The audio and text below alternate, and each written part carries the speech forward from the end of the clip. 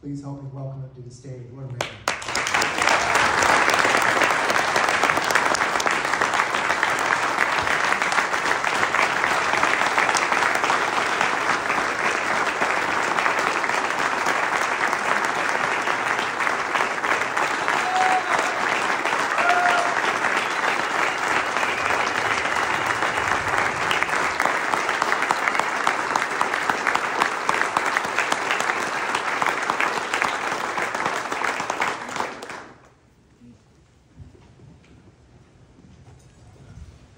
Thank you, everyone.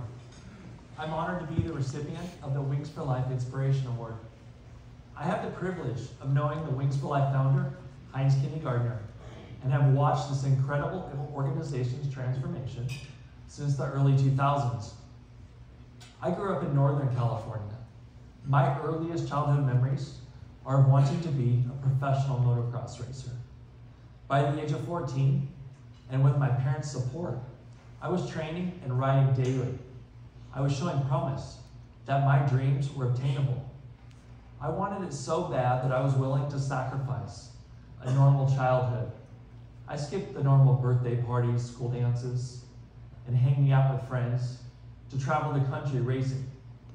I wasn't the most naturally talented rider, so I had to put in countless hours of physical training on and off the bike to excel. I'd run 3 miles to the gym, do an intense workout, and then run back home. I turned pro at the age of 17. I was traveling to races in Southern California every weekend and was offered the opportunity of a lifetime to live on a motocross track. I still can't believe my parents let me move hundreds of miles away to live in a double-wide trailer on my own. Honestly though, nothing mattered more to me than signing with a factory team. In 1998 and 1999, I traveled the country racing as a privateer and caught the attention of some key figures in the industry. I was signed by the factory KTM team to race the 2000 Supercross and Motocross season. It seemed unreal. My dreams had become a reality, and it only made me want to work harder. KTM had me race the first day in the dirt race. It was an exciting opportunity because celebrities and other high-profile figures were in attendance. It was also Thanksgiving time.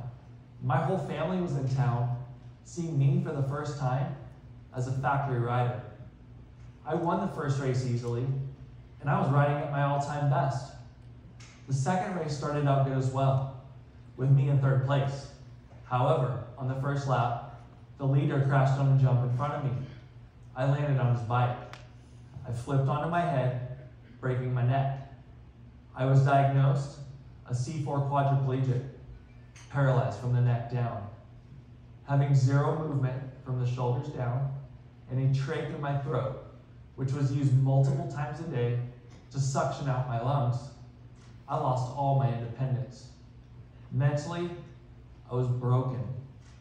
I was so frustrated. My dreams were cut short.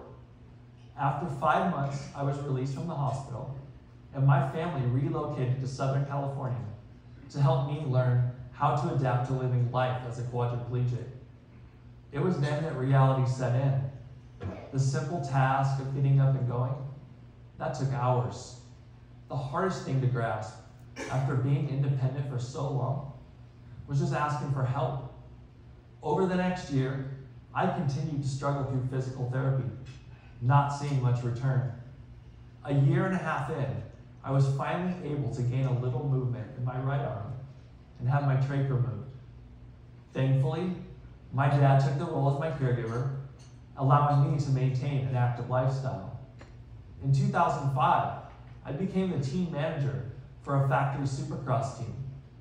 After 6 years, I burned out from the constant travel demands, which are incredibly tough on a quadriplegic. I spent the next 3 years really trying to find myself, dealing with some dark mental battles. I didn't know my purpose in life or what I was capable of doing next. Thanks to the advancement of technology, the movement that I got back into my right arm, and an idea from a friend, I was capable of starting an online power sports parts business. With hard work, dedication, and meeting my wife Jenny, we've been able to grow from selling random parts to friends to a corporation with multi-million-dollar sales annually. I'm now 23 years into this injury, and life is still far from easy and simple. I wake up every day with a battle from the beginning to the end. I struggle with nerve pain, chronic stomach issues, risk of pressure sores, and bladder infections. This is a scary injury. It makes me the perfect actor. On the outside, I'm all smiles. But mentally, I'm constantly thinking and taking into account for what my body is telling me. I'm often asked if I have any regrets in having chosen to take part in an extreme sport. Without hesitation, I always say no. I was injured doing something I love. And as my dad always said, the spinal cord is poorly designed. You can become paralyzed, literally doing anything. My hospital roommate lives with the same injury. He tripped off a curb. I really want to express the importance of what Wings for Life is doing. Any medical breakthrough that is discovered is a massive win. Something as simple as being able to move a finger or control your bladder is monumental. It would allow for so much more independence. Truly, I want to thank you guys all for your commitment to Wings for Life success in making spinal cord injuries not a life sentence. Also, I want to thank Forward Films for creating that amazing documentary highlighting my story. And without me, with me being here, seeing this how I am, there's a person that makes it possible. That's my wife, Jenny. Without her,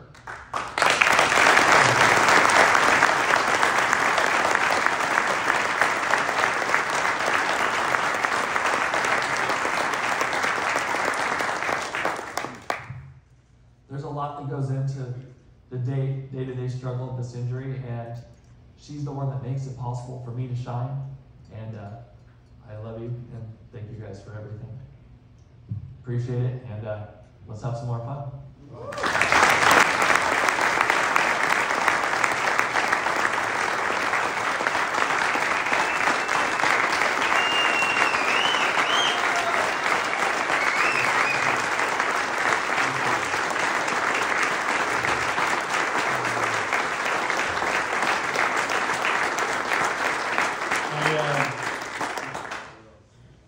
Like Aaron, I'm at a loss for words. You were one of the folks I met back in 2019 that inspired me to do this every day of my life. So it's an honor for me to present this to you. And tell you what, let's do a toast to Dono, to Aaron, and to Kelly, please. Thank you. You're here. Thank you so much, Dono. Thank you so much. Thank you guys again. I'll bring this down for you in a minute.